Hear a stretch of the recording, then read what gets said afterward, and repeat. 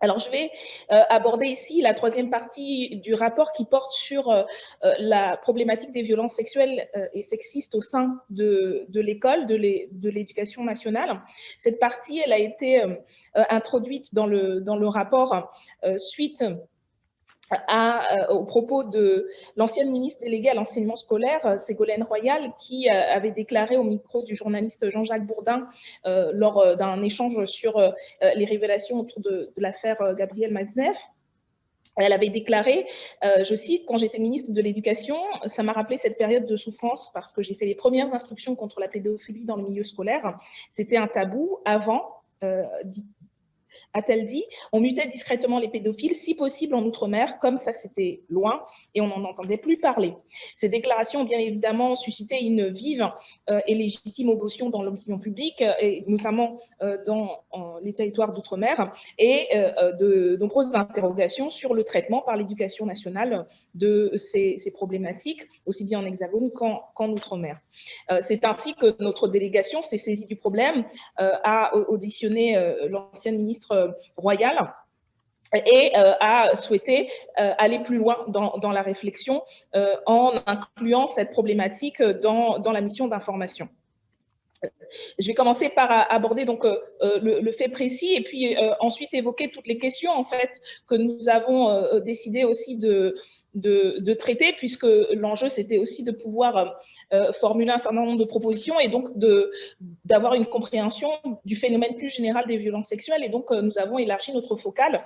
C'est un sujet qui mériterait, que ce soit sur la question des Outre-mer ou sur l'ensemble du territoire, certainement une mission d'information en tant que telle. Mais en l'état, je crois que nous avons pu faire le point sur un certain nombre d'éléments que je vais présenter ici. Donc, pour commencer, concernant les faits précis allégués par Ségolène Royal, en l'état actuel de nos recherches, ils n'ont pas été confirmés par d'autres témoignages lors de nos auditions.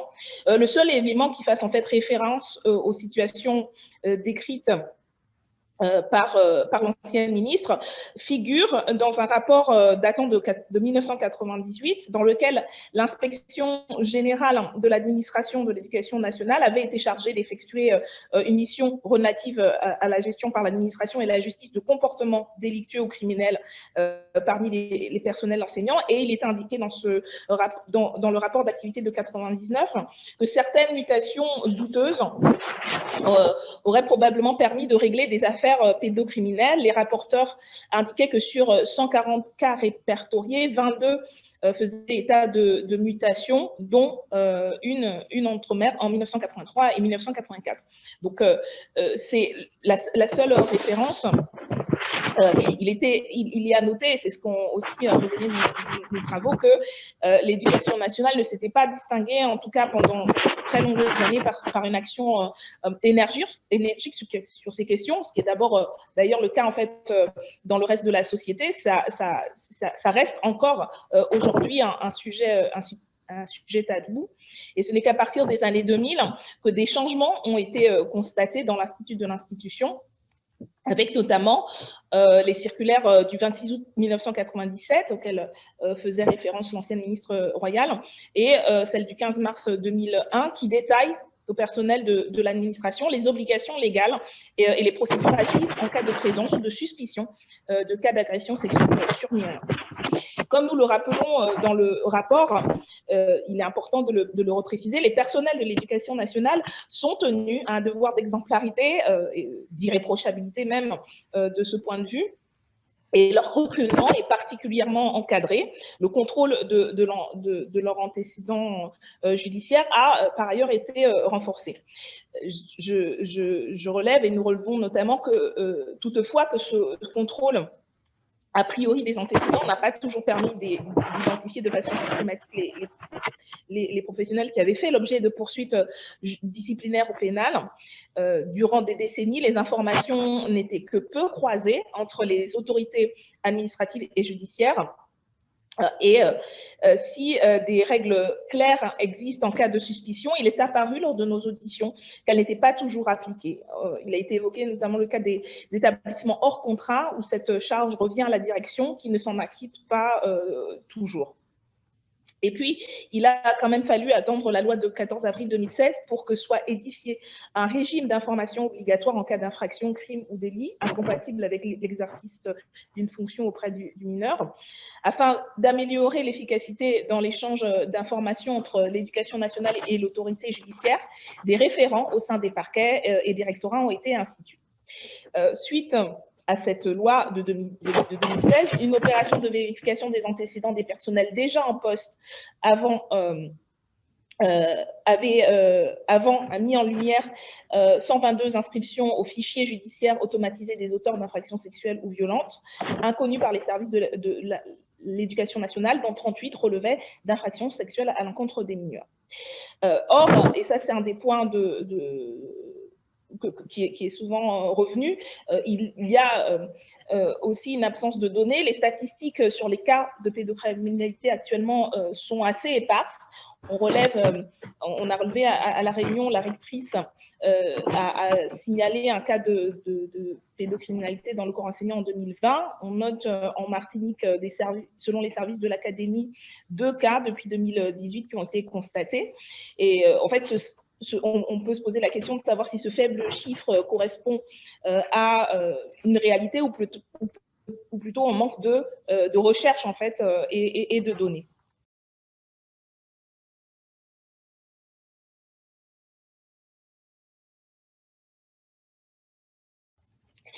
Notre mission, c'est par ailleurs intéressée à la question plus large des violences sexuelles en milieu scolaire et donc de comment notre institution de l'éducation nationale intervenait sur le sujet. L'audition de Dr Philippe Carrère, qui est coordinateur de l'étude CAPSEX, connaissances, attitudes et pratiques en matière de santé sexuelle parmi les adolescents scolarisés en classe de seconde en Guadeloupe, a été de ce point de vue particulièrement éclairante. Alors que la circulaire de 2003 relative à la santé sexuelle prévoit la mise en œuvre au sein des établissements scolaires de séances d'éducation à la sexualité et d'un programme relatif à la santé sexuelle, lors d'une évaluation menée en 2014, l'étude CAPSEX a constaté que ces 2 éléments n'étaient déployés que dans 33% des établissements scolaires. En effet, leur mise en œuvre se heurte au manque d'infirmières scolaires, à l'insuffisante formation des personnels éducatifs et, il faut aussi noter, à la réticence de certains chefs d'établissement. À titre d'exemple, on a aussi dans les auditions le cas d'un directeur d'un établissement privé qui avait été licencié pour avoir élaboré un programme d'éducation à la sexualité. L'étude CAPSEX nous a également appris qu'en cas de questions relatives à la sexualité, plus de 60% des jeunes interrogés s'orientent vers un membre ou un membre de leur famille et 57% vers leurs amis ou petits amis, ce qui montre que le personnel en fait, enseignant et le personnel de santé ne sont pas en fait les principaux interlocuteurs. Et donc, il y a là un enjeu à faire en sorte que ça le soit, que ce soit par rapport aux violences commises au sein de l'institution, mais aussi par rapport aux violences commises à l'extérieur. Et le cadre de l'institution devrait permettre en fait de pouvoir les signaler.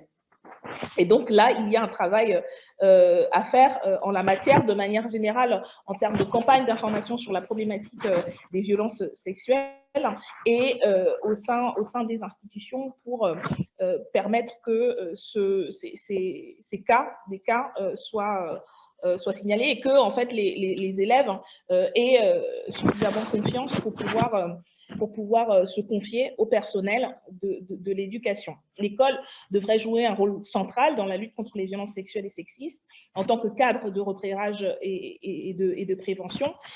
Et elle ne peut répondre véritablement à cette mission que si elle en a les moyens. Et ça fait partie de l'essentiel de nos recommandations en la matière, puisque notre mission a également mis en exergue une insuffisance en termes de formation des personnels éducatifs que ce soit les enseignants, les soignants, les personnels communaux, auxiliaires de cantine, surveillants, qui sont peu, voire pas du tout formés en fait à ces problématiques, alors que très souvent, elles et lui le réclament et sont demandeurs et demandeuses de ces moyens. Concernant les enseignants, quelques formations ont été mises en œuvre par le rectorat, mais elles sont insuffisantes, alors que c'est un outil indispensable qui permet de faire prendre conscience des problèmes existants et puis donner les outils pour pouvoir appréhender quand des cas se posent.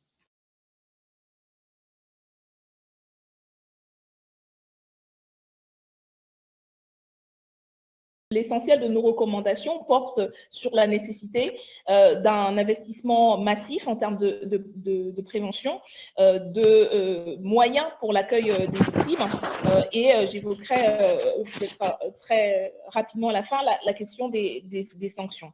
Il faut, de notre point de vue, redonner à l'école sa place centrale dans la prévention, sanctuariser les établissements scolaires pour que, en leur sein, les élèves soient non seulement en sécurité et se sentent en sécurité, mais puissent aussi trouver les interlocuteurs et les interlocutrices qui seront moyens d'accueillir leur parole, de l'entendre et de les accompagner dans les procédures, d'accompagner les élèves, mais aussi d'accompagner les familles, parce qu'il y a cette dimension importante des familles et de des pressions diverses, puisque des violences sexuelles peuvent intervenir dans l'école, mais interviennent aussi en dehors, et donc notamment dans les familles. Donc il y a un enjeu évident. Nous sommes favorables ainsi à rendre obligatoires les séances d'éducation à la santé et à la sexualité dans les collèges et les lycées, ainsi qu'à la création d'espaces pour sensibiliser les parents et susciter leur adhésion. Ce qui était intéressant dans l'étude CAPSEX, ce que nous a dit, les chercheurs, c'est qu'en vérité, en fait, quand ce travail est fait, il y a eu beaucoup de retours dans les études qui ont été faites qui étaient très positifs. Donc, en fait, il y a véritablement un espace et un potentiel pour pouvoir aller plus loin, ce qui permettrait aussi d'avoir plus d'éléments, plus de données et plus de statistiques, ce qui est aussi crucial dans la lutte contre ces phénomènes. Comme cela a été rappelé lors de nos auditions, la médecine scolaire est particulièrement sinistrée. Il est nécessaire de réaliser un état des lieux des différentes catégories de personnel selon les différentes tutelles des 3 académies concernées et d'augmenter significativement le nombre de personnels de santé scolaire. La formation, je l'ai déjà dit, gagnerait à être approfondie en lien avec les instituts de victimologie et les associations locales, des formations qui nécessitent de s'absenter plusieurs jours, raison pour laquelle souvent les supérieurs hiérarchiques sont réticents à accorder leur autorisation quand il est moyen de l'assurer. Et donc, et ça rejoint ce qui a pu être dit sur l'ensemble des préconisations du rapport, un investissement en termes de recrutement est là aussi nécessaire plus globalement. La formation continue des enseignants doit inclure des modules relatifs à la prévention des violences sexuelles et sexistes. Et il est aussi à noter qu'il y a besoin d'avoir une formation des formateurs et des formatrices également, puisqu'il a été constaté, des exemples nous ont été donnés d'associations ou de cadres de formation qui ont été très critiqués en fait par la teneur des propos qui pouvaient être tenus. Donc voilà, en termes d'exigence aussi de compétences et de qualifications de la part des quelques intervenants et intervenantes extérieurs qu'il peut y avoir à l'occasion. Il faut également un accueil systématique des enfants victimes de violences sexuelles dans des unités pédiatriques spécialisées. Donc, c'est en dehors du cadre scolaire, mais c'est aussi vers ces instituts que les personnels enseignants et scolaires de santé scolaire peuvent et doivent pouvoir en fait rediriger les élèves et les familles. Et donc, il faut qu'il existe ce type d'unité spécialisée. Seule une véritable prise en charge multidisciplinaire, incluant les forces de police et de gendarmerie, les psychologues, les travailleurs et travailleuses sociaux et les soignants et soignantes, permettra en vérité un suivi efficace et un accompagnement global des élèves, des enfants victimes et de leurs familles. C'est un peu le cœur de nos préconisations. Je relève juste un point aveugle et ce qui nous a manqué ont été de ce point de vue les retours des institutions policières et judiciaires que nous n'avons pas pu auditionner. Et je crois que en prenant un peu de liberté par rapport au rapport, je crois que là aussi, mais ça, cela a été déjà constaté dans d'autres cadres de recherche parlementaire, là aussi, il y a aussi un besoin de formation pour l'accueil des enfants victimes, puisqu'il faut aussi une formation particulière pour les victimes de violences sexuelles en général, mais pour les enfants en particulier, donc de la part des personnels de police, de la part des personnels de justice, et pour l'accompagnement de ces victimes qui doivent pouvoir obtenir justice. Voilà pour l'essentiel, un peu le résumé de nos travaux. Donc, nous espérons que cela donnera lieu en fait à des propositions concrètes, ou en tout cas à des mises en œuvre effectives de la part des autorités. Encore merci à tous et toutes de m'avoir donné l'opportunité de participer à ce travail qui éclaire, je crois, de manière très précise les enjeux en matière d'enseignement en général, mais aussi de lutte contre les violences sexuelles et sexistes au sein de ces institutions.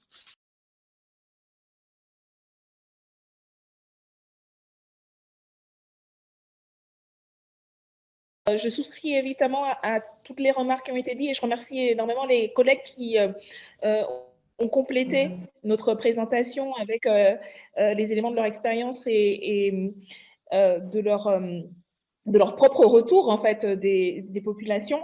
Je voulais revenir sur la dimension genrée des violences sexuelles, puisque une des suggestions faites et que j'appuie évidemment celle de se mettre en contact avec la délégation aux droits des femmes, hein, et pour pouvoir poursuivre ce travail-là. Rappeler un des éléments que nous donnons dans le rapport sur le fait que dans l'enquête CAPSEX qui a été menée auprès de 2200 élèves de 15 à 16 ans en Martinique et en Guadeloupe, il apparaît que 20% des filles et 10% des garçons interrogés avaient subi des violences sexuelles. 10 à 12% des élèves ont subi un viol, dont 16% des filles et 5% des garçons, et 9 à 14% ont déclaré avoir été victimes d'attouchement. C'est des chiffres assez significatifs et dont étant donné la nature souvent parcellaire et le manque de systématicité de ce genre d'études, on peut craindre que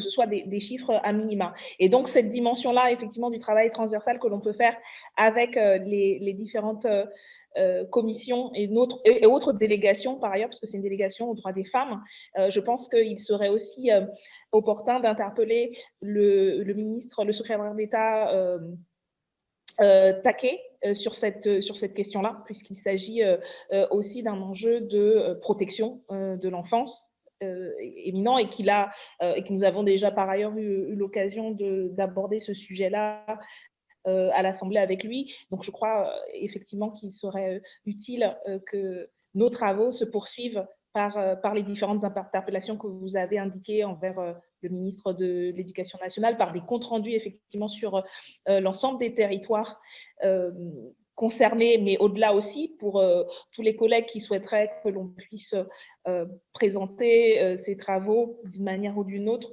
dans leur circonscription ou avec d'autres. Je pense que ce sera utile sur ces problématiques-là et effectivement le travail transversal avec la délégation des droits des femmes et avec le secrétariat à l'enfance.